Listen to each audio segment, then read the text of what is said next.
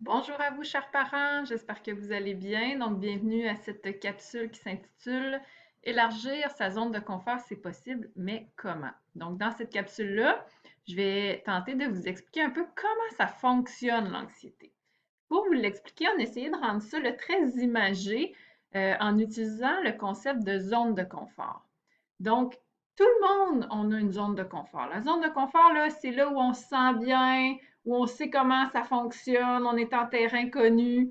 On a chacun une zone de confort qui est plus ou moins grande, hein. On connaît des gens, là, ils sont bien dans n'importe quelle situation, auprès de n'importe qui. Ils se sentent toujours à l'aise. Donc, c'est des gens qui ont une très grande zone de confort. Puis, on connaît des gens qui ont une beaucoup plus petite zone de confort. Ils sont bien chez eux, dans les activités qu'ils connaissent, dans la routine qu'ils connaissent. Donc, c'est une zone de confort là, qui est un peu plus réduite. Puis pour vous illustrer un peu ce concept de zone de confort-là, on va y aller avec deux exemples. Donc, avec l'exemple de Jules, qui a 6 ans, et on va y aller avec l'exemple de Sophie, qui a 14 ans. Donc, Jules, lui, sa zone de confort, là où il se sent bien, il se sent en terrain connu, c'est quand il est avec des gens qu'il connaît. Donc, quand il est avec papa, maman, sa sœur, ses amis proches, à la maison, dans des activités qu'il connaît, il se sent bien, il fonctionne bien, il est capable d'aller chez grand-papa, chez grand-maman. Quand il est dans sa classe avec son enseignante, avec les élèves qu'il connaît aussi, il fonctionne bien. Puis Sophie, elle, sa zone de confort, c'est toutes les activités dans lesquelles elle se sent compétente, puis où elle ne risque pas de faire d'erreur. Donc, c'est la façon qu'on peut voir les zones de confort là, de Jules et de Sophie. On va voir qu'à côté de la zone de confort, ben, il y a une zone de peur. Puis pour réussir à élargir notre zone de confort, mais on doit passer au travers de notre zone de peur. Mais c'est pas agréable de passer à travers de notre zone de peur, ça le dit, ça nous fait peur. Donc, qu'est-ce qu'on a tendance à faire? On a tendance à revenir bien au chaud dans notre zone de confort. Mais plus on va éviter d'aller dans notre zone de peur, plus notre zone de confort va avoir tendance à rétrécir, puis à devenir plus petite. Puis plus notre zone de peur va avoir tendance à grossir, puis à devenir épeurante. Donc, quand l'enfant, l'adolescent, les adultes, c'est la même chose, quand on devient avec beaucoup de peur, puis avec une grande anxiété, mais notre zone de confort elle peut devenir toute petite, puis notre zone de peur peut prendre une grande ampleur, puis devenir terrifiante. On peut penser là, aux enfants, aux adolescents qui sont en bris de fonctionnement, qui restent à la maison, qui ne sont plus capables d'aller à l'école, par exemple, parce qu'ils se sentent juste confortables à la maison dans leurs petites choses, puis l'école est devenue terrifiante pour eux. Donc là, on a un exemple d'enfants ou d'adolescents pour lesquels la zone de confort, elle est rendue toute petite. Fait que si on revient avec nos exemples de Sophie et de Jules, donc, Jules, sa zone de peur, vous l'aurez deviné, c'est toutes les situations où il y a des nouvelles personnes, où il ne sait pas comment ça va se passer, où il y a des nouvelles activités. Donc, Jules se fait inviter pour la première fois à une fête d'amis. Son ami William qui lui demande voudrais-tu venir à ma fête d'amis? Au début, Jules, il est content, c'est une fête d'amis, il n'est jamais allé, mais c'est encore un peu loin, là, il n'y a pas encore beaucoup la notion du temps, hein, il est petit, Jules, il a 6 ans, donc au début, il est content de dire oh, William m'a invité à sa fête d'amis, mais plus ça se rapproche, plus il commence à se sentir pas bien, à avoir mal au ventre, à être plus irritable, à faire plus de crises à la maison. Puis le matin de la fête d'amis, il se lève, il n'y a rien qui fonctionne. Ses parents essaient de faire une routine, il s'oppose, il pleure, il fait n'importe quoi. Ses parents essaient de l'habiller, c'est la crise. Donc ses parents disent mais Jules, il y a quelque chose qui ne va pas, qu'est-ce qui se passe? Jules réussit à nommer à ses parents qu'il ne veut pas aller à la fête d'amis de William parce qu'il ne sait pas ça va être qui les amis qui vont être là, parce qu'il ne connaît pas ses parents, parce qu'il ne connaît pas sa maison, il ne sait pas comment ça va se passer. Donc ses parents, pour le rassurer, puis en voulant bien faire, ils lui disent c'est correct, Jules, on n'ira pas à la fête de William si tu ne veux pas y aller, puis si ça fait que tu ne te sens pas bien. Qu'est-ce qui se passe? C'est que Jules, son anxiété diminue instantanément. Il se sent beaucoup mieux. Ses parents se sentent probablement beaucoup mieux aussi parce qu'ils ont réussi à rassurer Jules. Puis qu'est-ce qu'on veut comme parents, c'est de rassurer nos enfants. On veut que nos enfants se sentent bien, donc ses parents se sentent mieux aussi. Mais sans le savoir, ce qui se passe, c'est que ses parents ont contribué à maintenir l'anxiété de Jules, puis à même l'aggraver parce que la prochaine fois où Jules va devoir faire face à une situation qui va le sortir de sa zone de confort, donc une nouvelle situation avec des nouvelles personnes, mais Jules va avoir encore plus peur. Pourquoi il va avoir encore plus peur? Parce que sans le vouloir, ses parents lui ont confirmé que la situation, elle était dangereuse parce qu'ils lui ont dit, ben, tu peux ne pas y aller. Donc, c'est comme si on confirme que la situation, elle est dangereuse. Sans le vouloir, ses parents lui ont aussi transmis le message qu'il n'était pas capable d'y aller à la fête d'amis parce qu'on ne l'a pas amené. Puis Jules, il va comprendre très vite que éviter les situations qui lui font peur, donc en n'allant pas à la fête, il évite la situation qui lui fait peur, bien, ça lui fait du bien à court terme. Donc, c'est une stratégie qu'il va vouloir reproduire. Si on prend la situation de Sophie, donc Sophie, adolescente de 14 ans, elle a peur de faire des erreurs. Donc, sa zone de peur, c'est ça. C'est de se tromper, c'est de faire des erreurs, c'est de ne pas être compétente. Donc, Sophie, elle va apprendre qu'elle a un examen de mathématiques le lendemain matin. Tout de suite, elle va aller voir son enseignante et elle va lui dire, est-ce que tu peux me donner des exercices de mathématiques supplémentaires pour ce soir? Son enseignante, elle va dire, ben OK, elle va lui donner des exercices supplémentaires. Puis Sophie, elle va arriver à la maison, elle se sentira pas bien, elle va avoir mal au ventre, elle va dire à ses parents, j'ai un examen de mathématiques demain, est-ce que vous pouvez m'aider à étudier toute la soirée? Donc, ses parents, bon, OK, ils vont l'aider à étudier toute la soirée. Sophie, elle va faire ça, mais toute la soirée, elle va s'inquiéter par rapport à son examen, elle va se surinvestir dans la tâche, elle va étudier, étudier, étudier pour éviter de faire des erreurs. Donc, dans le cas de Sophie, le fait d'étudier beaucoup, puis de faire beaucoup d'exercices, puis de se surinvestir dans ses apprentissages, mais c'est une stratégie pour elle pour éviter de faire des erreurs parce qu'elle a peur de faire des erreurs. Donc, ça devient une stratégie d'évitement. Sophie, elle aurait aussi pu avoir d'autres stratégies d'évitement.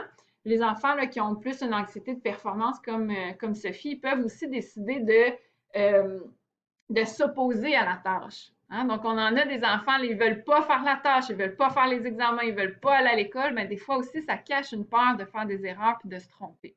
Mais dans le cas de Sophie, elle a fait des devoirs toute la soirée. Elle va se coucher avec un mal de ventre. Elle va se lever le lendemain matin. Elle ne se sentira pas bien, mal au cœur. Elle va faire son examen, mais elle va avoir de la misère à se concentrer parce qu'elle va toujours anticiper de faire des erreurs. Puis, elle va finir par faire son examen, mais elle ne sera pas satisfaite d'elle. Puis elle va continuer à se dire, ah, j'ai pas bien performé, je dois avoir fait des erreurs, etc. Donc, si Sophie, elle continue à mettre l'emphase sur sa peur de faire des erreurs, puis sur sa performance, bien, elle va avoir de plus en plus peur de faire des erreurs. On va voir. On va voir ici, ça illustre un petit peu une autre façon d'illustrer le concept d'évitement. Là, on parle de stratégie d'évitement. Donc, vous voyez sur la courbe, là, la première fois où on fait face à une situation qui génère de l'anxiété, qui nous fait peur, notre anxiété, elle va monter. Elle va monter jusqu'à temps qu'on évite la situation. Puis si on évite la situation, bien, l'anxiété, elle va descendre tout de suite. Ça fait du bien éviter à court terme. Le problème, c'est que la deuxième fois qu'on va affronter cette même situation-là qui génère de l'anxiété, mais notre anxiété va monter encore plus haut. On va l'éviter, ça va nous faire du bien. Mais la troisième fois, notre anxiété va monter encore plus haut. Donc, on dit que l'évitement, c'est le meilleur ami de l'anxiété. C'est ça qui contribue au maintien de l'anxiété. Sonia Lupien disait, l'évitement, c'est le gaz dans le moteur de l'anxiété. Donc, c'est ce qui nourrit l'anxiété. Heureusement, il y a toute la zone de possibilités. Donc, on peut faire autrement. Plus l'enfant ou les adultes, peu importe, plus la personne va réussir à affronter ses peurs, mais plus sa zone de confort va avoir tendance à augmenter, puis plus sa zone de peur va avoir tendance à rétrécir.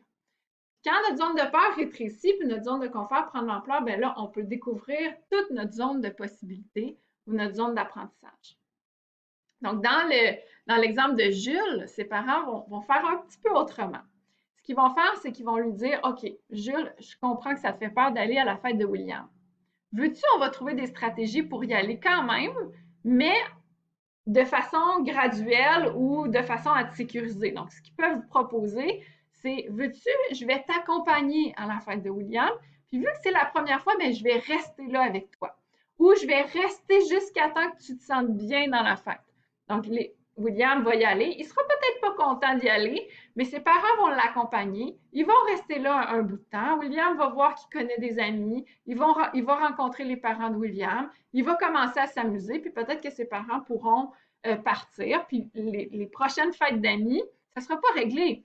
Jules n'aura pas plus peur d'aller à des fêtes d'amis, mais il va avoir un peu moins peur parce qu'il va avoir affronté sa peur, puis parce qu'il va voir que c'est pas si terrifiant que ça, puis si dangereux que ça, une fête d'amis. Dans l'exemple de Sophie, donc, Sophie, elle va revenir à la maison, puis elle va dire à ses parents, il faut que vous m'aidiez à étudier, j'ai un examen de mathématiques demain. Ses parents vont lui dire, écoute Sophie, tu as déjà tout fait ce que tu avais à faire, tu es déjà prête pour ton examen, on va étudier 15 minutes ensemble parce que ça va te faire du bien, mais après ça, on sort dehors, on s'en va jouer, on s'en va prendre une marche, on écoute de la musique, on fait des choses qui te font du bien, mais on n'étudie pas. Puis Sophie, elle sera probablement pas contente beaucoup parce qu'elle est habituée de se surinvestir dans la tâche, puis parce qu'elle va dire, oui, mais si j'étudie pas, je risque de faire des erreurs. Alors ses parents vont lui dire, tu sais, Sophie, même si tu fais des erreurs, là, c'est pas grave. Les erreurs, ça nous permet d'apprendre. On peut pas apprendre sans faire d'erreurs. Donc, ils vont essayer de dédramatiser un peu le risque d'erreur. Sophie va se sentir pas trop bien, mais elle va l'essayer. Avant l'examen, son enseignante va dire, OK, on ferme les livres, on prend 5 minutes pour respirer tout le monde ensemble, ou on met de la musique pour danser tout le monde ensemble pour essayer de calmer un petit peu l'ambiance. Sophie, elle va faire son examen. Peut-être qu'elle va se tromper, puis peut-être qu'elle va voir que même si elle se trompe, ben, elle ne coulera pas son année. C'est pas si dramatique que ça. Ses parents vont être fiers d'elle quand même. Son enseignante va être fière d'elle quand même. Donc, plus elle va accepter de faire des petites erreurs, plus elle va se concentrer sur avoir du plaisir, puis qu'elle va enlever l'emphase sur le fait sur sa peur de faire des erreurs, mais plus elle va se rendre compte que c'est pas dramatique, que sa vie changera pas si elle fait une erreur, puis qu'elle peut se donner le droit à l'erreur, puis elle aura de moins en moins peur de faire des erreurs. Donc, ici, on le voit là, dans la courbe d'exposition. Donc, c'est comme un peu la courbe inverse. Hein. Quand on affronte nos peurs, on dit qu'on s'expose. Donc, la première fois où on va s'exposer à une situation qui nous fait peur, notre anxiété va monter très haut parce qu'on a peur de cette situation-là. Ce qu'il faut comprendre, c'est que l'anxiété monte, mais ça atteint un plateau. Ça ne peut pas continuer à monter pour toujours. Donc, ça atteint un plateau, ça reste sur ce plateau-là, puis à un moment donné, ça va descendre d'elle-même.